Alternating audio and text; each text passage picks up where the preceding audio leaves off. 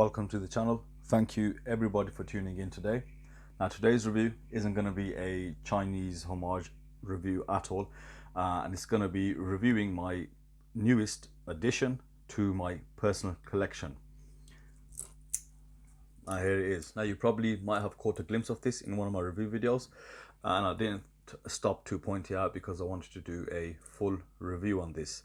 Now yes, my channel is predominantly homage watches, especially from AliExpress and the Chinese watches, but I'm still always on a lookout for something to add to my personal collection. Now I have done a video a while ago on a state of the collection video, just showcasing what I personally collect and what I have, and it's all Seiko. I am a Seiko fanboy at heart, so what I do then, I always keep an eye on the eBay just to make sure I don't miss anything. I like to see what's out there. Now a few months ago, this was brought to my attention. I saw two of these being sold, two different variants, and I'd never seen one of these watches before, and I didn't know they exist. For those of you that don't know what it is, this is called a Seiko Land Monster, and as the name suggests, it is part of the Monster family. Now, as the video title states, the best, ugliest watch, absolutely, without a shadow of a doubt. So as with any collection, what I look to add to mine is, I don't look for the newer Seikos that are coming out. I look for just more collectible Seikos, something which you kind of miss the chance on it, and it's an older watch. So I am a big fan of Seiko's older models. Now this model in particular is discontinued. It's a Malaysian special, and when I did spot it, I thought, oh, that looks ugly. And then I thought, well, let's keep an eye out for it. And it just so happened that I got the chance to get one of these. It was very reasonably priced, so I managed to pick one up, and I'm very excited to have this. And since I had it, I've not took it off at all. Now for me, when it comes to these Seikos, it is a love and hate. Obviously we know what they should give, and I say this with the homage reviews that I do. We know they can give us much higher specs, but there is something about Seiko which makes it really appealing, and they've got a massive fan base as well. So when it comes to models like this, the Seiko Monster, the Seiko Tuna, no doubt initially to some people, and I know they did to me, they looked absolutely horrid. Butt ugly is the word, especially the Seiko Monster. And as with most people, you hear that it did take a while for this watch to warm up, for them to warm up to it, and it just starts to grow on you. Now look at the Monsters now, look at the Gen 2s, look at, they're sitting at £500-600. You've got all the limited edition Monsters that retail second hand, for well over £1,000. So the Monster does have its own huge cult following. There's actually a very famous guy in the UK, and I say famous because he's known in the circles, he's known on the forums, who's got literally every single Monster out, as part of his collection, and he recently sold up. So that's a bit of a shame, because just going through the motions of collecting all that, you put so much time and effort into that, and you form a massive attachment, and then for you to break that up, it's unthinkable. So anecdote aside, this is the latest edition, so let's give you a walk around on this watch. Let's review it, let's tell you the specifications, and all that. Before I go any further, please take this opportunity to hit the subscribe button if you haven't done so already. If you're not a subscriber at the moment, please hit the subscribe button and join the community, support the channel, it's always appreciated. Also hit the notifications bell so you're up to date with all the latest reviews, and make sure you check the description. As with most videos, the description is full of links and just useful information. Let's give you a quick rundown of specifications and dimensions. So specifications, it's a 200-meter automatic diver. It runs a 7S35 movement. So let's just pause on the movement here. Now the 7S26 movement, we're all accustomed to that. This is called a 7S35. There's no day and date complication, just a date complication. Now I'm sure you've seen this cauliflower ear, the crown guards. You can see two separate crowns. So the crown which actually runs the movement is the one here, and it's at 2 o'clock. Now a very strange position on the Seikos. You don't really see the crown at 2 o'clock, so There's the date window, there's a crown at the 2 p.m, but it is effectively a 7S26 movement. It's got 23 jewels. It does not hand wind or it does not hack, so it's quite a dated movement. It's one of the Seiko's earlier movements, and as I mentioned, this was actually made in Malaysia. You've got Malaysia on the dial, and the movement, standard 21,600 vibrations per hour, gives you a beat of 6 ticks per second. It's a fully certified ISO rated 200-meter dive watch, and it's also got a 120 click unidirectional bezel. You've got two crowns. Let's move on to the second crown. The second crown on this watch actually operates this internally rotating compass. So the name Land Monster, that's how it ties in with this. So you've seen the Seiko Alpinist, that has a internally rotating compass bezel as well. So now so does this. So this is a very functional watch. It's not just for diving, it's actually for trekking as well. So you've got this bezel which rotates, and you can use it as a compass. Now the problem with this watch is the actual inner compass, the rotating bezel, is actually not working. So I'll be doing a video for my other channel called Just for the Modders, where I will be repairing the broken bezel. Let's just so right now it doesn't actually rotate. What this watch does gives you, it gives you screw down crowns, so both crowns do actually screw down, which is a great feature, increasing that water resistance. And it gives you this really thick solid bezel, thick 316L case, and it is a proper tool watch, no doubt. And obviously you've got dual purpose for it now as well, land and sea. So yes, one of the things as well, Hardlex, Seiko's proprietary crystal, which is just a tougher version of mineral glass. But this one, because it was used, it's got a few scratches to the actual glass. No issue, it's very easily replaceable, and it's quite cheap as well to do that. So this one I've got in the stainless steel bracelet. Usually they come with the rubber dive straps. I totally dislike those straps, so I'm glad I got it with the stainless steel bracelet. So specifications done, let's move on to dimensions, and let's proceed further with the review. Now with the dimensions, you guys can probably already tell that this is going to be a bit of a beast. So the diameter is 43 millimeters. Interestingly enough, that's the same diameter as all the Seiko Monsters. But with the crown guards, you're looking at 47 millimeters on the diameter. You've got a thickness of 15.5 mil, and that's intentional. What I mean by that is I've taken this watch apart, and there's bags of room behind the movement, but they have, made this heavy duty, made it thick and fat. So the lug to lug is 49 millimeters, which is awesome. It's below that 50 mil lug to lug, so it is suitable for smaller wrists, and you'll see how well it does fit on my wrist when I do a wrist shot later on. And lug width is 20 millimeters. Now let's give you guys a proper formal introduction to this watch.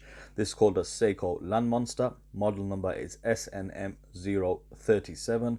You've got 3 different variants for this watch available, and the case number is 7S35, signifying the movement 00F0. Now let's start off by looking at that gorgeous dial. As you can see, it's in that super bright orange, very, very popular color, and obviously the most popular Monster model is in the orange as well. And you've got a mixture of printed and applied features on the dial. So you can see the printing at the 12 o'clock and the 6 p.m. You've got the Seiko logo, and you've got automatic divers 200 meters at the bottom, which is pretty usual and what you see on most of the Seikos. Now you also got a printed chapter ring on the dial, and on top of that you've got that rotating inner bezel, which is again printed, and you've got a compass around the outer edge. So you've got northeast, southwest, as well as various degrees. You've also got a date window at the 4 p.m. location with a black line around the date window, and the indices on the dial, they are all applied. They've got this really nice black outline to them, and it's a mix of batons in a triangular shape. And you can also see that they've got this black outline, and the hands are recognizable as Monster hands. You've got them also on Seiko Samurai, and you've got them on this model. Now the hands, they've got a black outline. All the printing is very crisp and clear, and the indices and the hands have Seiko's proprietary Lumibright loom applied. So with the loom, as mentioned, this is Seiko's proprietary loom. It's called LumiBright, and you can see the 12 o'clock pip on the bezel on the actual bezel is illuminated, and you've got that loom on all the hour markers and the hands. It's really well lit, and the longevity of this loom speaks for itself. Anyone who owns Seikos knows how good this loom is, and you're gonna have plenty of hours and plenty of life in it. Now the bezel itself, as mentioned, is a 120 click unidirectional dive bezel. It's one solid piece of stainless steel. Now just listen to that feedback. It sounds really nice, very mechanical. It's actually quite a pleasure to rotate as well. It rotates absolutely fine, and of course alignment, this being a Seiko, it does not line up perfectly well, but that it's okay, we're used to that now. And obviously with bezel movements and rotation, they're not consistent across a lot of brands out there, and that's no different for Seiko. This one might be nice, but another one might be quite stiff, or it just might be totally different. Now the bezel itself, as you can see, there's no bezel insert. It's a 60-minute timing dive watch bezel, and from 0 to 20 minutes you've got these orange markers which are engraved into the bezel, so if that paint does come off, those numbers will still be showing, and the rest of the markers are in white. So far, I'm not that much of a fan of the actual font used around the bezel, but it is meant to be out there. It is a Seiko monster after all. I love the feel, and the construction of this bezel feels absolutely solid and thick, and it's done right. That's all I can say. Now I already mentioned that this is a Hardlex crystal used. What I can say, the one I have got is pretty scratched up, and with Hardlex you don't have that scratch resistance that you get on Sapphire. Now dimensions for the crystal, I have taken the crystal off and measured it. It's a 32mm diameter crystal with a thickness of 3.6mm. They have used a very thick crystal indeed. Now moving on to the case, it's a 316L stainless steel case. Now you'll notice in terms of finishing, you don't have the usual polished sides and the brushed logs and the brushed A face. This has got one kind of finishing all over. Now it looks to be like almost a sandblasted finish, but you don't really see any of that graininess. But it's got this one level of sort of matte-ish finishing, which is good because it's gonna not allow the watch to get any of these micro scratches. So again, adding to that tool focused watch. So the case itself, it's got these nice little features on there that you'll see parts around the lugs where you can see some of that detail on there. You can see the detail on the crown guard, where it sticks out quite a lot, just to give it that very imposing appearance on the wrist, and of course that thickness of 15.5mm just gives it that substantial look and feel when you do have it on your wrist.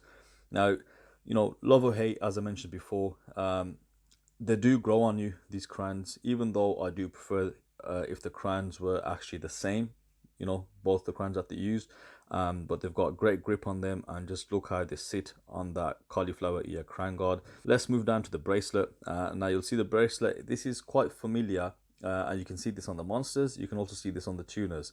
So it's this kind of half a H-link style bracelet, and the lug width is 20mm, so the bracelet does have a taper to it, and just below the end link, which is solid, it goes from 22mm down to 20mm at the clasp.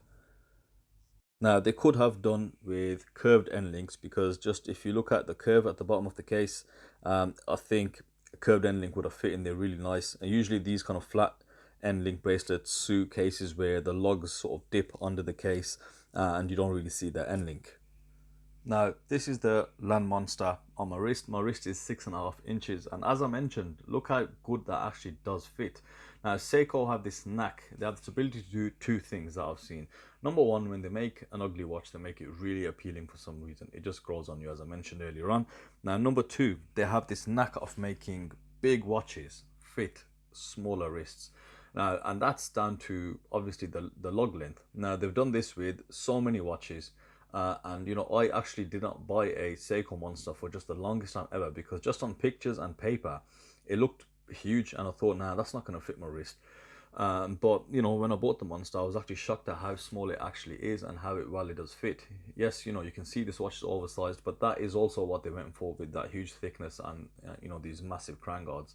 So This watch is, you know, built to be garish, to be oversized, and just to be a rugged, robust tool watch. And as mentioned, look, it doesn't actually look bad. So if you do have a smaller wrist, there's no need to shy away from some of these watches from Seiko. I'm sure there's a lot of Seiko monster fans out there that actually stop themselves. Same situation with the Seiko Tuner, with the Marine Master. I've never had an official Marine Master, but I've got obviously the Homage from Proxima. So again, it's a biggish watch, but it does seem to fit the smaller wrists quite well. All right, now it's time to summarize. Now, obviously, I bought this watch because it stood out, and I wanted this for ever since I saw it. Now, what do I think about it? You know, I've had it on for a while now. Super watch. I love it to bits. I think it's built for that purpose, and you really got to wear it for that purpose. I mean, not diving or trekking, but you got to wear it knowing that it's made to be big and just out there. It's got great weight to it. Obviously, I love the lume on there, and you know that Seiko build quality is present absolutely. What would I change on it? There's two things that I probably would change, or I'm not too much of a fan of. One is the font around the bezel. I think it's a bit overly stylized. Yeah, I get why they've done that as well. But the second thing which I would change on it as well is the crowns they've used. Now they've used two separate crowns, two different crowns. I would rather they used the same crown on both the 2 o'clock and the 4 o'clock position. Either or, to be honest, both crowns are quite nice to use. I probably would have liked the crown they've used at the 4 o'clock position and used it at the 2 o'clock position as well. But you know, those are my two real problems with this watch. Other than that, I think it's a fantastic watch, and I will be wearing it a lot more. So that's all for the review on this Seiko Land Monster, my latest addition to my collection. I hope you guys enjoyed the review as much as I enjoyed making it. Fantastic watch. Let me know what your thoughts are of this watch in the comment section below. Right, go on then. I'll give you a wrist check. This is the latest purchase, and you know, if you know what it is, you know what it is. I'm sure most of you do now. So that'll be in a review soon as possible. By the way, I absolutely love it. So yeah, back to the Seiko. Let me know your thoughts in the comment section below, and thank you for watching the review, and I'll see you on the next video.